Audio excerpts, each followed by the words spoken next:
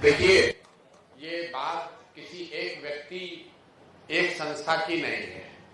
बिहार में जो कानून के रक्षक हैं, जिनके कंधों पर ये जिम्मेवारी है कि कानूनी व्यवस्था बनी रहे, कैसे वो लोग सरेआम कानून का उल्लंघन कर रहे हैं और किसी परिवार का, किसी व्यक्ति का, किसी संस्था का जो प्रॉपर्टी है, जो मेडिकल कॉलेज है, उसको न सिर्फ कब्जा कर लिया, उसको 25-30 वर्ष से अपने कंट्रोल में रखे हैं। और ये उस दल के अध्यक्ष हैं जो चाल चरित्र चेहरा की बात करता है। ये वो दिलीप जायसवाल हैं जो बीजेपी के अध्यक्ष हैं और साथ ही राबड़ी देवी के मुंह बोले भाई भी हैं। ध्यान रखिए, ये कब्जा इसलिए नहीं किए हैं कि ये बीजेपी के अध्यक्ष है। ये कब्जा इसलिए कर पाए हैं कि हमाम में सब नंगे हैं। ये सारे नेता एक साथ मिलके, जिसमें राजद के लोग भी शामिल हैं और जिसमें भाजपा के लोग भी शामिल हैं, सुबह शाम राजद का नेतृत्व ये कह रहा है कि हम लोग भाजपा से लड़ाई लड़ रहे हैं और भाजपा का अध्यक्ष, राज्य का अध्यक्ष, उसने एक सिखों के कॉलेज को जबरदस्ती कब्जा किया हुआ है।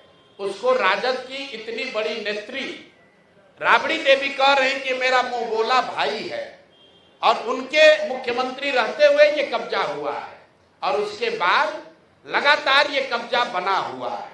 तो ये दिखाता है कि भाजपा, राजद, जदयू, ये सब when it comes to personal profiteering, व्यक्तिगत लाभ की जहां बात आती है तो ये सब लोग आपस में मिल जाते हैं। आपने सरदार मौलेश्वर सिंह के बच्चों से सुना, लीगल स्थिति आपने सुनी। भाई, जो व्यक्ति उस कॉलेज में क्लर्क भी बाद में बने, पहले जो क्लर्क, जो इन लोगों ने कॉलेज को शुरू किया उसके हेल्पर थे, फिर कॉलेज में क्लर्क बने, फिर उसके बाद वहीं पर एडमिनिस्ट्रेटर बने, फिर उन्होंने ट्रस्टी जो था उसी को हटा दिया, खुद ही मैनेजिंग ट्रस्टी या डायरेक्टर बन गए, अपने बेटे को ला दिया, अपने बहू को डाल दिया और जो लोग भी ओरिजिनल बनाने वाले थे सबको हटा दिया।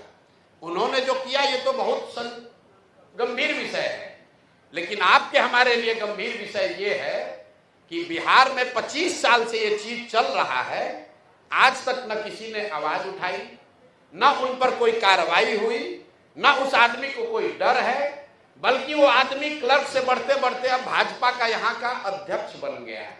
ये कैसे संभव है? ऐसा नहीं है कि बीच में मामला उठा नहीं है। एक व्यक्ति राजेश शाह की इसमें संदिग्ध हत्या भी हुई है, उस पर केस भी हुआ है।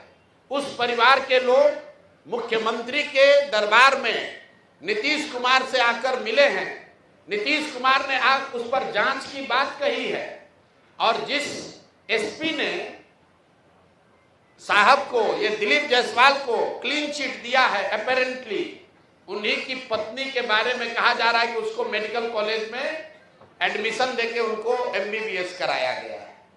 तो ये जो पूरा मॉडल है कि इस कॉलेज का इस्तेमाल राजनीतिक लाभ और पैट्रोनेज के लिए खुलेआम 25 साल से किया जा रहा है।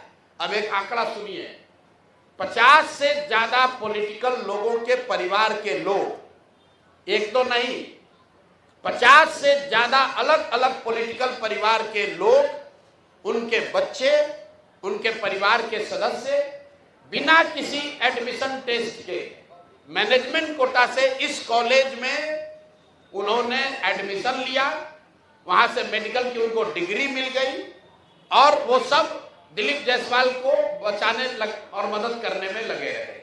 जब भी पिछले 25 वर्ष में दिलीप जायसवाल को कोई परेशानी हुई, जिससे भी परेशानी हुई, उस व्यक्ति को, वो चाहे राजनीतिक नेता था या पत्रकार था, पुलिस वाला था, जुडिशरी का था, या तो उसको पैसे और बल से दबाया गया, अगर नहीं हुआ तो उसके परिवार में किसी आदमी को मेडिकल में सीट देकर इस आदमी ने मैनेज किया। और इतनी बड़ी बात 25-30 साल से लगातार चल रही है और किसी की हिम्मत नहीं है कि दिलीप जायसवाल पर सवाल उठाए। तो जन सुराज ने तय किया है कि हम लोग इस मामले को न सिर्फ उठाएंगे बल्कि इसको समाज में जनता के बीच रखेंगे। जैसा गिरी जी ने बताया, इसकी लीगल लड़ाई लड़ेंगे। आरजेडी वाले बताएं कि उन्होंने अभी तक इस पर क्या कार्रवाई की है। 25 साल से भाजपा से लड़ने का दावा करने वाले राजद वाले लोग, ये मुसलमानों के रहनुमा बनने वाले लोग, माइनॉरिटी वंचित की बात करने वाले लोग, तुम्हारे राज में सिखों के कॉलेज पर कब्जा हो गया, उसको तुमने मुंह बोला भाई बना लिया, उस पर आज तक टीका टिप्पणी क्यों नहीं की? आपको बता देते हैं क्यों नहीं की कि लालू जी के जो 2 साले थे, जरा जाकर पता कीजिए कि उन दोनों सालों के परिवार के कितने लोग इसी मेडिकल कॉलेज से गलत तरीके से डिग्री लेकर डॉक्टर बने। नाम हम नहीं बता रहे हैं, आप लोग खोज लीजिए, वो अभी जवाब देंगे तो उनको नाम भी जारी करेंगे कि लालू जी के परिवार के कितने लोग उस मेडिकल कॉलेज से डिग्री लेकर निकले।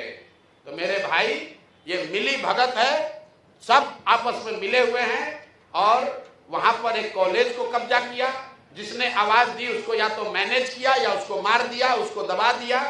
करतार सिंह जी जो वहां मैनेजिंग ट्रस्टी थे, उनको केस में फंसाया, जेल में उनके साथ मारपीट की गई, उनको इतना टॉर्चर किया कि करतार सिंह जी किशनगंज छोड़कर भाग गए। जब वो किशनगंज छोड़कर भाग गए, उसके बाद जाकर उनके साथ दबाव में समझौता करके केस विड्रॉ कराया है। तो भाई, ये बात पब्लिक डोमेन में आनी चाहिए, भाजपा का भी, उसके साथ जदयू का भी।